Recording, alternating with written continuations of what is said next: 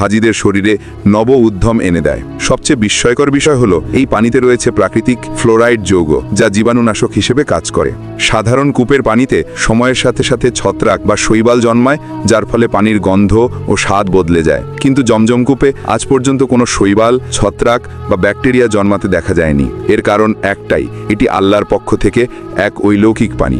কয়েক বছর পর বিজ্ঞানীরা আবারও কূপের গভীরে নামেন। তারা উন্নত মানের যন্ত্রপাতি ও ক্যামেরা নিয়ে নামেন, কিন্তু অবাক করার মতো ঘটনা ঘটে। তাদের কম্পাস কাজ করা বন্ধ করে দেয়। দিক নির্দেশ নির্ধারণটা অসম্ভব হয়ে পড়ে, যেন কূপের ভেতরে সময় থমকে গেছে। তারা যখন আরও গভীরে নামেন, তখন কূপের ভেতরে কিছু প্রাচীন বস্তু দেখতে পান। অদ্ভুত আকারের পাত্র, কিছু পুরনো মুদ্রা, এমনকি কিছু মার্বেল পাথর যাতে নাম খোদাই করা ছিল। তাদের ভাষায়, যখন আমরা কূপের ভেতরে প্রায় আধা মিটার নামলাম, মনে হলো আমরা 50 বছর আগের সময় ফিরে গেছি। শেষমেশ তারা আবিষ্কার করেন জমজমের পানি এক রহস্যময় উৎস থেকে প্রবাহিত হচ্ছে, যা কাবা শরীফের দিক থেকে আসছে। আর সেই উৎসের শেষে রয়েছে একটি প্রাকৃতিক পাথরের জলাধার, যেখানে পানি জমে থাকে। আর আশ্চর্যের বিষয় হলো, এই পানিতে কোনো জীবাণু বা অণুজীব নেই। এত বছর ধরে মাটির নিচে থাকা সত্ত্বেও পানি সম্পূর্ণ বিশুদ্ধ, স্বচ্ছ ও বরকতময়। এ এক অনন্য আল্লাহর নিদর্শন।